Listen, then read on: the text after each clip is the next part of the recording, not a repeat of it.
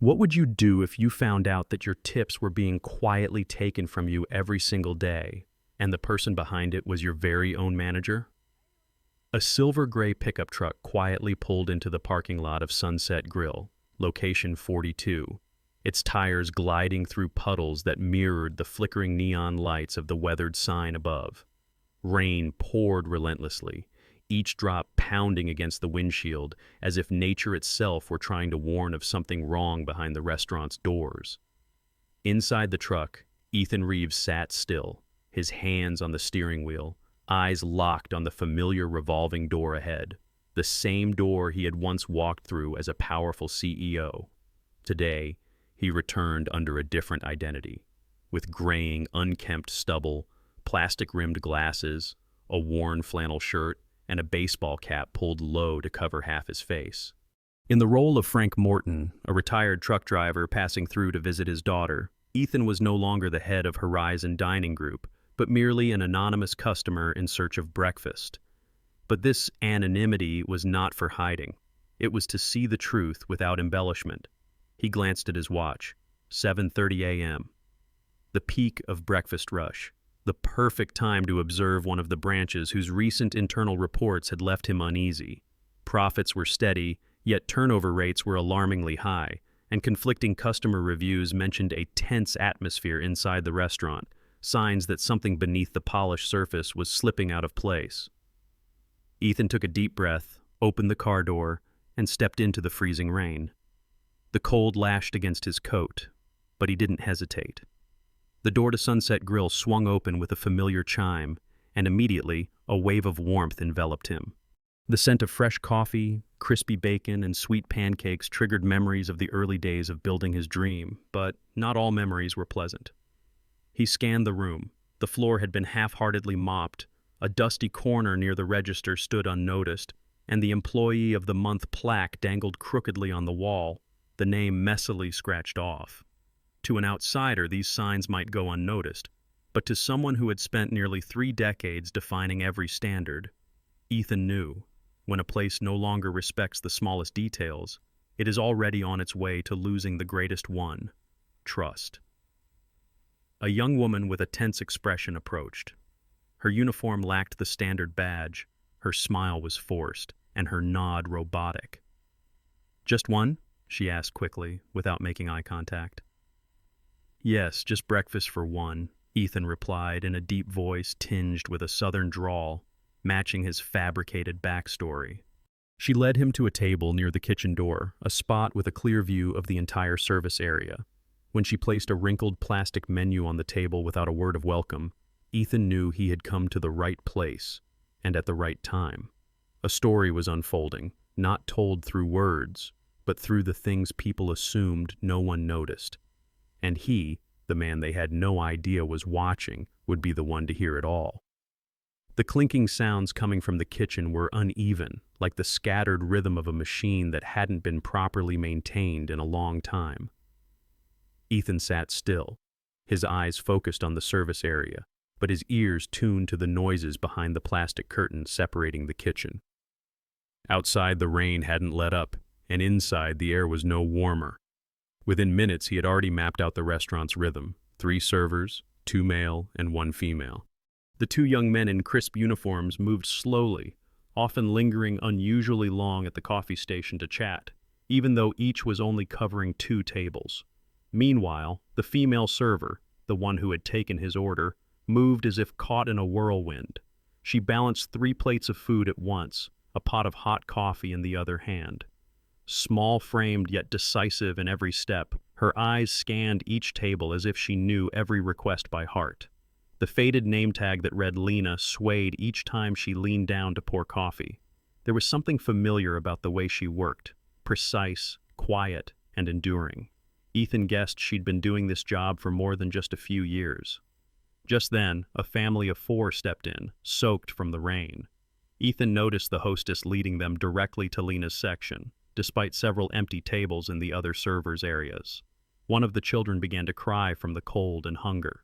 While the mother fumbled with napkins and toys from her bag, Lena crouched down, retrieved a cup of warm water from the counter, and gently placed it in the child's hands, offering a soft smile like an older sister would. No one helped her. A crash of dishes from the kitchen startled the entire restaurant, but Lena remained remarkably composed. When she returned to Ethan's table, she placed the breakfast plate down gently, everything exactly as ordered. "Soft-boiled eggs, just like you asked," she said, her smile flickering for a second before fading again. Ethan nodded, his eyes observing every detail, the faint tremble in her hands from the cold, the thin concealer unable to hide the dark circles under her eyes. "Retired recently?" Lena asked softly, as if following the Sunset Grill playbook on customer interaction. Ethan smiled, staying in character. 40 years on the road, just trying to slow things down now." Lena's eyes glinted with a momentary sense of longing. "Sounds like freedom after all that time." But then, a sharp voice called out behind her and she flinched, snapping back into her hurried posture. Ethan laid his knife and fork down, a heaviness settling in his chest. That young server had just allowed herself a fleeting moment to dream of freedom, a dream that someone like her deserved to live fully. But something here was suffocating dreams like that, and Ethan was beginning to see it clearly. Justice, he realized, wasn't found in profit reports. It lived in moments like these, moments most people wouldn't even notice. Just as Ethan sliced into his first piece of pancake, Lena returned with a half-empty coffee pot in hand. She still carried herself professionally, but her eyes darted around the restaurant as if counting every passing second. "Can I get you anything else, sir?" she asked while topping off his coffee, simultaneously scanning the neighboring table. "No, thank you," Ethan replied, then added casually, "Just wondering, why are you handling almost all the tables?" His voice was as gentle as a passing breeze. Lena hesitated for a beat, then quickly composed herself. "I'm just following the assignment, sir. Everyone has their own section." Ethan nodded, then quietly dropped the next question, this time lowering his voice intentionally, like an old friend sharing a backstage curiosity. "Working this hard, I bet the tips are pretty good, huh?" The question, which sounded like harmless small talk, caused a subtle but telling change in Lena's expression. Her fingers tightened slightly around the coffee pot handle, and her gaze briefly dropped away before she murmured so faintly it was nearly inaudible. "Breakfast shifts aren't as good as people think. The tips aren't great." Ethan feigned surprise. "Really? I figured breakfast would be the busiest time, probably the most rewarding too." Lena gave a faint smile, but there was a bitterness folded into it. She stepped back and spoke as if explaining to herself more than to her customer. "Actually, only certain people here get tips from the card machine. The rest, we're told we'll get a share at the end of the day. But..." Her sentence trailed off, interrupted by another employee whistling from across the room. Lena bowed slightly in apology and hurried off, leaving Ethan sitting alone at a table with a slowly cooling meal. He didn't need further explanation. The phrase, "only certain people get tips from the card machine," was enough to send alarm bells ringing in his head. He had overseen more than 140 locations nationwide and knew the exact code embedded in the POS system Sunset Grill used. If there was favoritism in how tips were distributed, someone had to be manipulating the system, and it couldn't be a regular staff member. Ethan took a deep breath, concealing his growing anger behind the tilt of his glasses. The food on his plate suddenly lost its flavor. He was no longer just here for breakfast. This young woman named Lena, with her hollow eyes worn from exhausting shifts, had just handed him the first fragment of evidence, fragile but sharp as a blade, and he, cloaked as an ordinary customer, had just uncovered the vein running beneath it all, the hidden current eroding the ethical foundation he had spent decades building. Ethan remained seated for nearly 40 more minutes, not letting a single detail escape him as the morning rhythm of Sunset Grill number 42 played out before his eyes. Beneath the disguise of a quiet customer, he took note of every glance, every gesture, and every injustice that unfolded within view. The more he observed, the more he saw what profit reports could never reflect. While Lena rushed between nearly 12 tables, the two male servers, Bryce and Nolan, according to their name tags, lingered casually around the coffee station, laughing, moving slowly, occasionally stepping out with a tray, only to return empty-handed. Every time a table from Lena's section was ready to pay, one of them swooped in, picked up the check, and processed it at the POS terminal themselves. Not once did Lena touch the system. Not once. Ethan knew that was no coincidence. From his vantage near the kitchen door, he noticed the door to the manager's office slowly creak open. A lean man with a face drawn tight like a bowstring stepped out. His name, Trent Holloway. Current manager of this location, once praised in reports for maintaining staff stability in high-pressure conditions. But there was nothing stable in the cold gleam of those eyes. Trent didn't check the dining floor, didn't engage with the staff, but walked straight to Bryce. The two exchanged a few hushed words, then both glanced in Lena's direction. Ethan recognized that moment, the look of men in power sharing a secret they believed no one would ever uncover. When Bryce let out a faint laugh and cast a glance toward Lena like she was a worn-out commodity, Ethan clenched his fists under the table. It didn't stop there. Trent returned to his office carrying a worn-out folder. Through the partially closed door, Ethan saw him hand it to another employee, likely an assistant, and speak a line that even if the words were muffled, the tone was unmistakable. "Handle this separately. Don't go through Stan." Stan was the regional manager. If a file was being kept at the branch level, it meant the grievance system was being blocked from within, a discreet yet absolute form of control. Ethan suddenly recalled the defaced Employee of the Month plaque he'd noticed earlier. Perhaps the name erased belonged to someone who once dared to speak up. He set down his now cold coffee, eyes fixed on the space Lena had just passed through. A picture was forming in his mind, a warped system where power and favoritism were used to exploit the efforts of the vulnerable. This was no longer about a mismanaged location. It was a machine deliberately designed to eliminate fairness. And at its center, Trent Holloway was orchestrating it all like a director from behind the curtain. Ethan understood that if he wanted to dismantle this system, he couldn't just send an email from headquarters. He would have to dig deeper and do the one thing Trent would never expect: flip the script on the very stage he thought he controlled.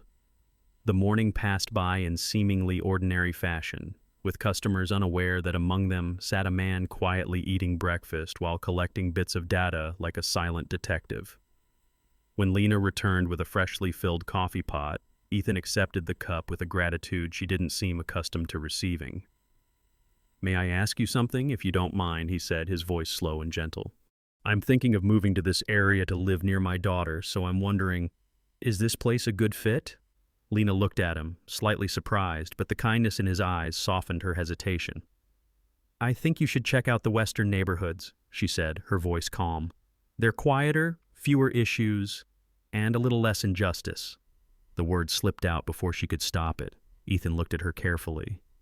"Injustice?" he repeated softly, as if unintentionally. Lena bit her lip. For a fleeting moment, she stood at a crossroads between retracting her words or releasing them, like opening a door that had stayed locked for far too long.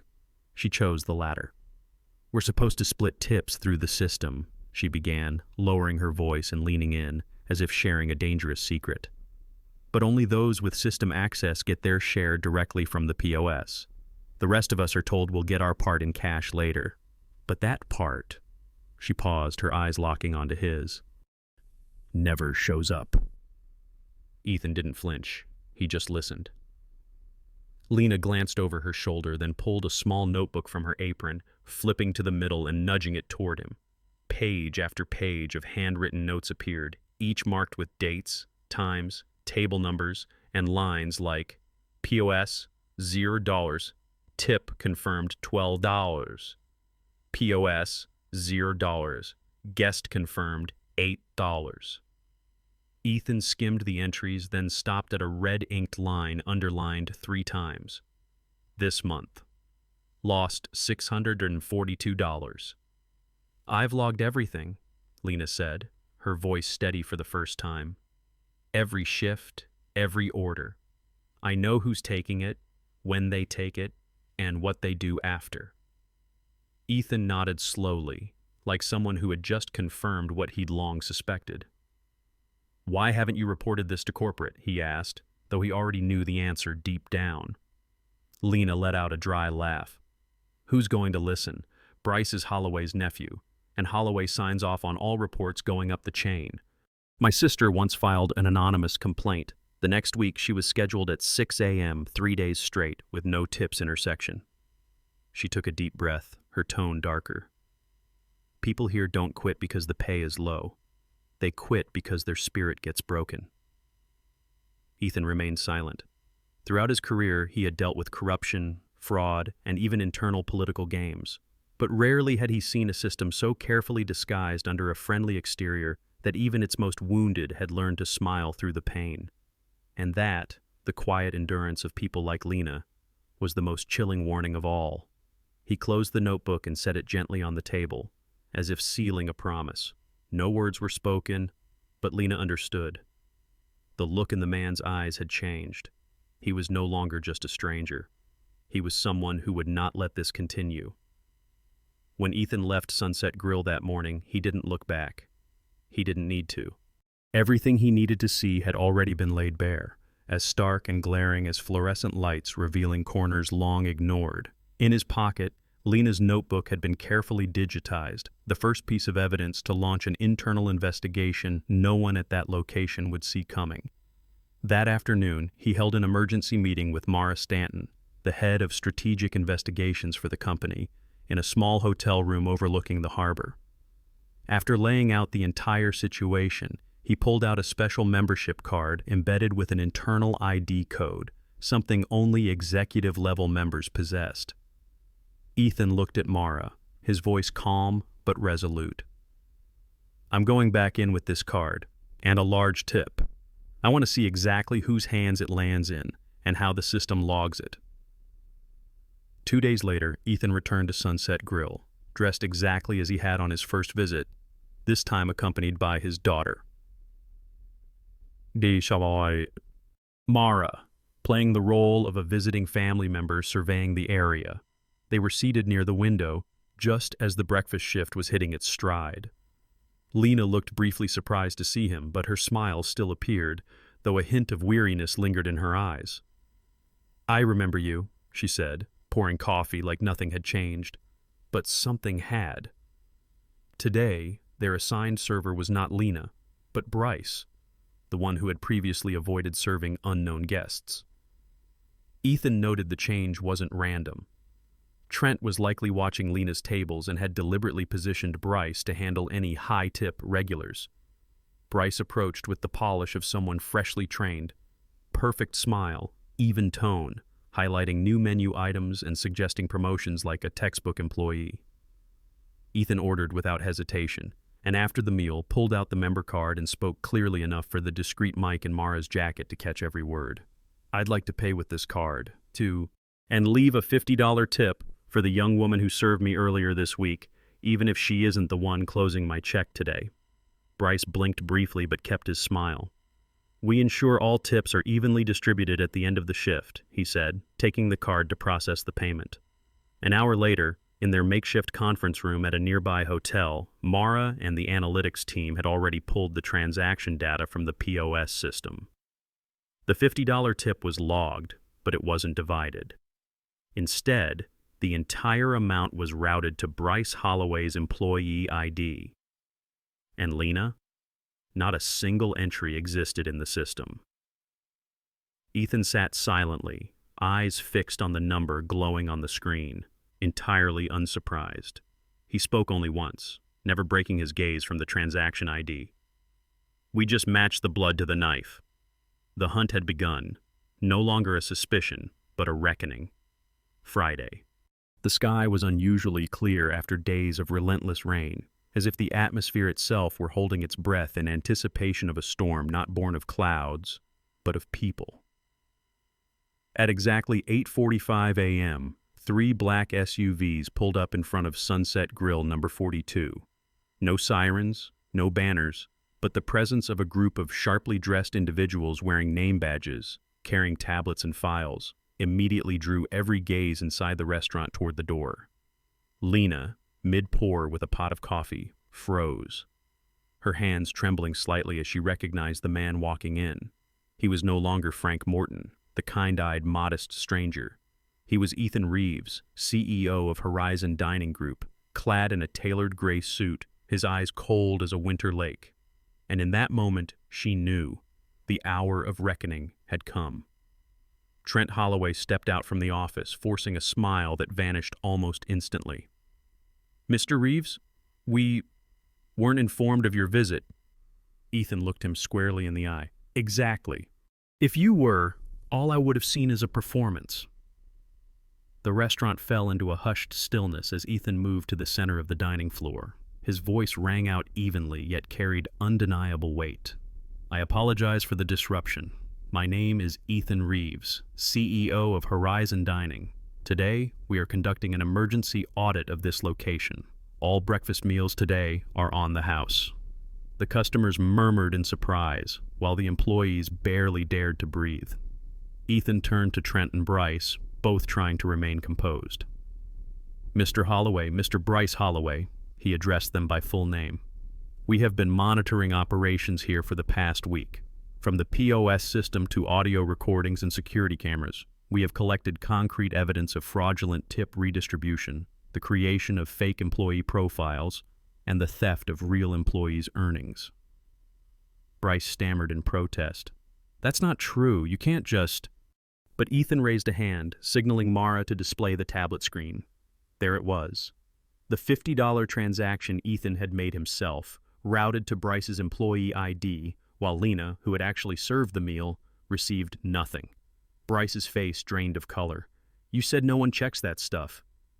That slip of the tongue was the final nail in the coffin of trust. Ethan addressed everyone in the room.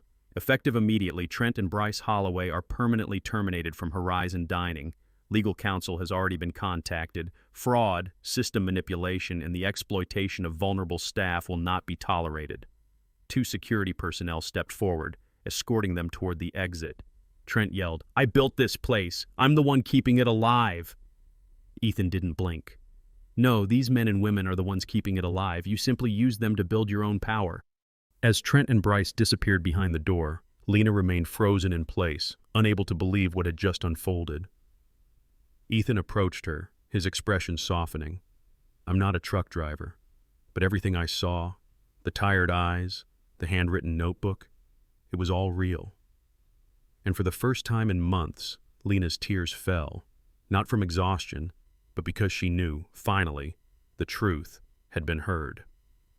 1 month after the explosive reckoning at Sunset Grill number 42, Ethan Reeves returned, this time without a disguise, without a motorcade, and no longer hiding behind a watchful gaze.